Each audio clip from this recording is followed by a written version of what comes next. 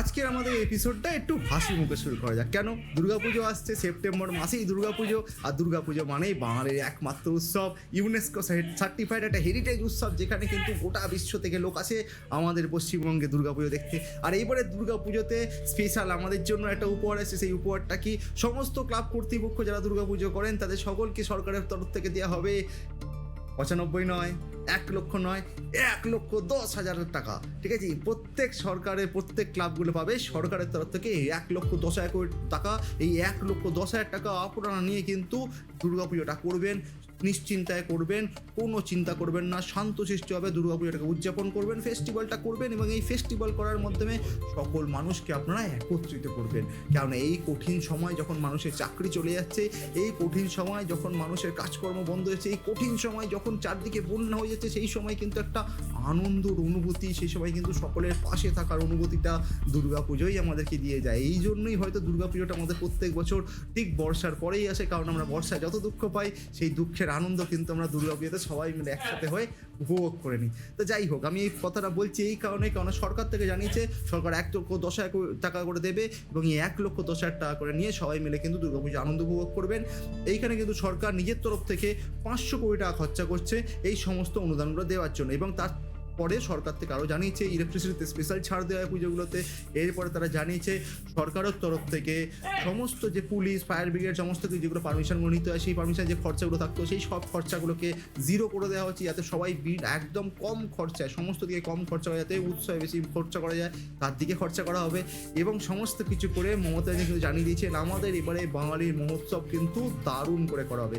এই দুর্গাপুজোর বাঙালির এই উৎসবেতে প্রথম 4 জন যারা বক্তা ছিলেন তাদের মধ্যে কেউ ভালো করে বাংলা বলতে না পারলেও যেটা সবাই বলতে পারলো সেটা হচ্ছে আপনাদেরকে অনেক কিছু দেওয়া হবে, আপনারা সবাই খুশি থাকবেন। আমরা তো বেশ খুশি, কারণ দুর্গাপুজো হই হই করে হবে।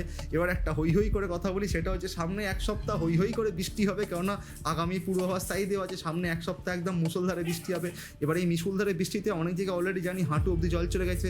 এবার আপনারা যারা সাঁতার জানেন না তাদেরকে বলছি অবশ্যই সাঁতারটা শেখা শুরু করুন, কারণ হাঁটু অবধি জলটা 1 সপ্তাহ ধরে যদি হই হই করে হয় তাহলে কিন্তু আপনার বুক অবধি চলে আসতে পারে। তখন কিন্তু সাঁতার জানাটা আপনার পক্ষে অবশ্যই দরকার। আর না হলে একটা অবশ্যই নৌকা কেনার ব্যবস্থা করুন, অথবা লরির টিউব কিনে নিয়ে আসবেন, যার উপর দিয়ে আপনারা ভেসে ভেসে কাজে কর্মে যেতে পারবেন।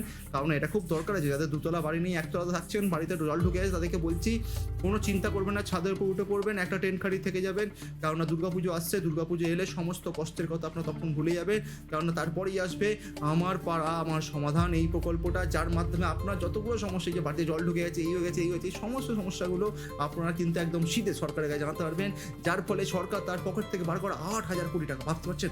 8,000 কোটি টাকা সরকার খরচা করবে, খরচা করে আপনার পাড়ার সমস্যার সমাধানগুলো করে দেবে। এবার ভাবুন, সরকার আপনার জন্য কত ভাবছে। দুর্গাপুজো আপনাকে টাকা দিচ্ছে, আপনার পাড়ার সমাধানের জন্য সরকার টাকা দিচ্ছে। এই সমস্ত টাকা যখন সরকার দিচ্ছে, সরকার কিন্তু দেখুন কতটা সরকার আপনাদের জন্য কতটা ভালোবাসে। সরকার নিজের কর্মচারীদের ডিএ দিচ্ছে না, না দিয়ে আপনাদেরকে টাকা দিচ্ছে। 10,000 কোটি টাকা যখন সুপ্রিম কোর্ট বলেছিল সরকারকে ডিএ দিয়েও, সরকার তখন ছিল আমাদের তো কোমর ভেঙে যাবে, আমাদের কাছে ক্যাচার লাগবে, আমরা হাঁটবো কী করে, আমাদেরকে কেস ঠেকনা দেবে। এই জন্য যখন সুপ্রিম কোর্টের সরকার কাদাকাদি করছে সুপ্রিম কোর্টের কাছে, সেই সময় কিন্তু দেখুন আপনাদের জন্য সরকার 8,500 কোটি টাকা, ভাবুন, সেই বুড়ো ঠাকুমাগুলোর মতো ঝুলির ভেতর থেকে আপনার জন্য লজেন বার করে দিচ্ছে। কিন্তু পাশের জন যখন বলছে ঠাকুমাগো খুব কষ্ট হচ্ছে, আমাকে কিছু 2 পয়সা দাও, তখন ঠাকুমা বলছে আমার কাছে কিছু নেই। কিন্তু ঠিক পুঁটলি থেকে আপনার জন্য, প্রিয় নাতির জন্য কিন্তু লজেন বেরিয়ে আসছে। যেরকম আমাদের সরকার আমাদের সাধারণ মানুষের জন্য নিজের পকেট থেকে লজেন বার করে দিচ্ছে, এবং সরকারি যারা কর্মচারী, যারা সরকার থেকে দাঁড় করে রাখতে সাহায্য করে, তাদের জন্য কিন্তু ডিএর টাকা বার করছে না। যাই হোক, এই সমস্ত কথা বলে পার্সোনাল কথা হয়ে যাচ্ছে। তো যদি খারাপ মনে করেন, হাই আমি এক্সট্রিমলি সরি, দোকান ধরছি, ভুল বলে ফেলেছি।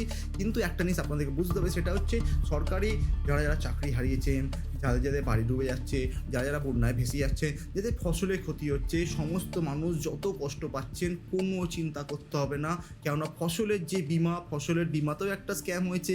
একটা সুন্দর একটা আজকে আর্টিকেল দেখলাম, একটা ভিডিও দেখলাম, যেখানে একটা গ্রাম পঞ্চায়েতে সেখানে ফসলের যে বিমা করা হয়েছিল যাদের যাদের ফসলের বীমা করা হয়েছে তাদের নাম উল্টো দেওয়া হয়েছে, তাদের অ্যাকাউন্ট নাম্বার অন্য দেওয়া হয়েছে, তাদেরকে অন্য গ্রামের দেখানো হয়েছে যাতে ফসলের বীমার পয়সা তাদেরকে পে করতে না হয়। এবার ভাবুন তো দেখি, আপনার ফসল ডুবে গেছে, আপনাকে বীমা কোম্পানি পে করে দেবে? তা কি হয় নাকি? একটু তো এপাশ ওপাশ হতেই পারে। এত বড় রাজ্যে একটা কাজ হচ্ছে, একটা ছোট্ট জায়গায় একটা ভুল হয়ে গেলে আপনারা সবসময় গিয়ে প্রতিবাদ করে দেবেন, গ্রাম পঞ্চায়েত ঘেরাও করে নেবেন। এইসব জিনিস কখনো মানা যায় না, ঠিক আছে?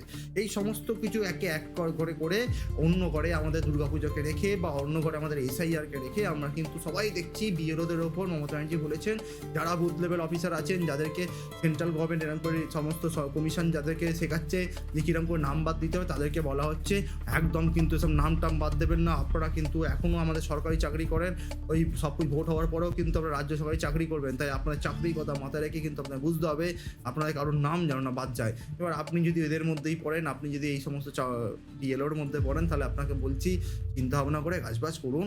সরকার একটা কথা বলছে, শুধুমাত্র 3 মাসের জন্য নির্বাচন কমিশনের কথা শুনেই কোনো লাভ হবে?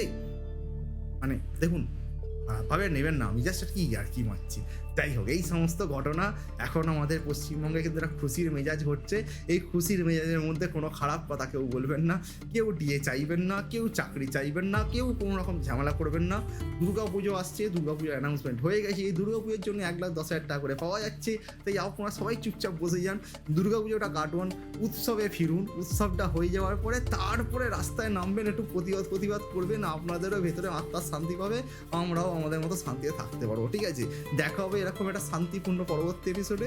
Tata, take care, bye by.